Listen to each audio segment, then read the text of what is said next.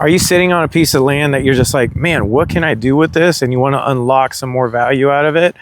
Let me share with you. So now, if this is your strategy and you're actually land banking this, or you're actually already working on a development and the development actually went poo-poo, let's have a conversation. If you don't know me, my name is Franklin Cruz. I'm a real estate developer. I own True Investors Development. I've got a ton of developments going on right now. And this right here is actually 108 units that we're working on. 4 acres behind us is two rail spur connections with 30 rail cars. And I've got a 288 acres that I'm currently working on. I've worked on a whole bunch of other stuff. You can Google me. Anyway, let's go forward, talk about you. Okay, so if you've got a property right now that you've got land and you're not maximizing it, here's a couple of ideas for you.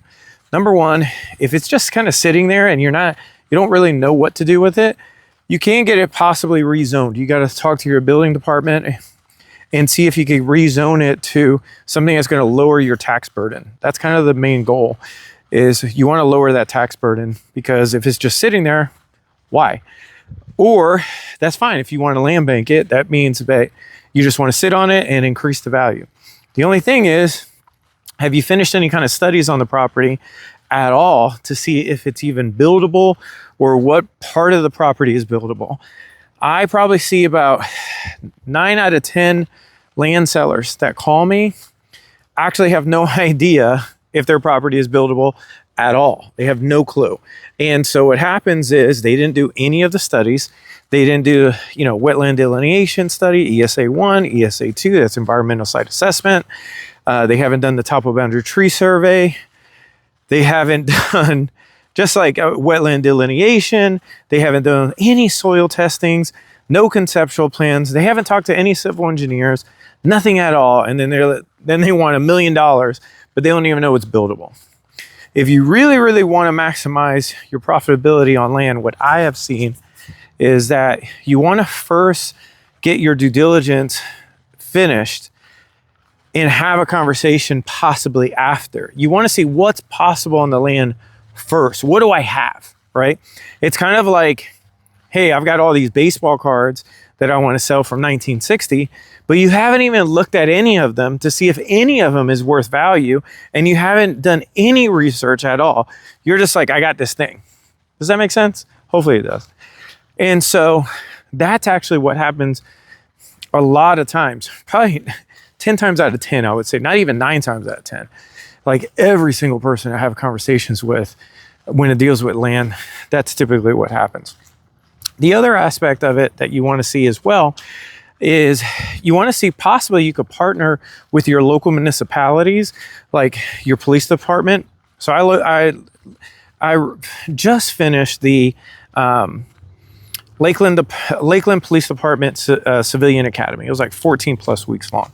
It was amazing. Awesome. I highly recommend, if you have that in your city, you should do that. It's really cool. And so with that, what I found out was, number one, how the internals of the police department work. But I also met a ton of the officers that deal with developers, because they want to develop stuff, right? They've got a ton of land, the city does, where your county does, and they want to do stuff with it. So you can potentially partner with your land for them when it comes to, or even parks and recs in your area as well. You could probably even go to your youth football league if you wanted. I had a football team on here for a long time. I never even charged them. And they would practice here, play here, everything else. That's awesome. Or a men's group that wants to do stuff outside, or you could do something with it. And people could easily sign waivers for it. We even did a community trail, which I'm walking right now. Now, we had some hooligans take down some of the trails, but it is what it is. I would have done worse, actually. So it's all good. So my biggest thing is, if you're not developing it and you don't have the plans, number one, you could link up with somebody who does. If you're interested in possibly even for me to take a look at it, go to our website, trueinvestors.com. You can fill out a form. Possibly we can have a conversation. I'm not saying I am, but it's a possibility. The other thing is, you can do what I just told you as well. Talk to your building department. Talk to your local police department if you want to link up with, community leaders. You could even Possibly if you want to do affordable housing, that's a whole different route as well. But you still have to make sure, do you have the capital necessary to actually start executing what you want to do? If you don't, different conversation. If you do, now we're talking, right? So you've really got to understand, what do you want? Do you want to just maximize profitability? That's going to take an investment if you want to do that.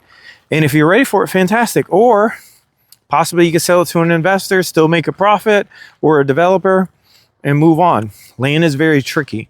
So I just want a big disclaimer. Land is tricky when it comes down to it, because a lot of people still, they haven't done the studies, and you don't know. You don't know, is there a water connection? You know, that's the other things. Can I get electric or not? The water connection is big. Wastewater as well. Where is the connection? Also, how can I get out of your property? Is there any other easements I need to be concerned about? Is there anything going on with it? That's why there's a lot of probabilities when it deals with land, because it's right before you're going to build something. Houses, totally different. Houses, obviously there's a house already there. So we know we can actually build because it's already there. So hopefully this helps. My biggest thing is doing my best to educate so more people can actually utilize this knowledge and, you know, go do something with it. If we could do something together, great. If we can't, and you want to move and do something with this and build a duplex or whatever that looks like, I would say link up with a great civil engineer, link up with a great developer. You typically would want a developer that has experience, because they're going to save you a crap load of time and money, because they already know what they're looking for. Civil engineers are good. They're paid to do exactly what your vision is. They're going to attempt to execute that vision, but you are still going to have to make the tweaks, period. That's what I've seen with all the civil engineers that I've worked with. It's not like they said, you know what, we should do affordable housing, or we should do a development there, or we should do duplexes instead, because that's what the zoning's calling for. No, they're not doing that. They're not doing the performas. They're not doing the cash assessments on exactly what the possible profitability is going to be, the checklist of items that have to get done. That is beautiful lighting right now. So anyway, be blessed. Bye.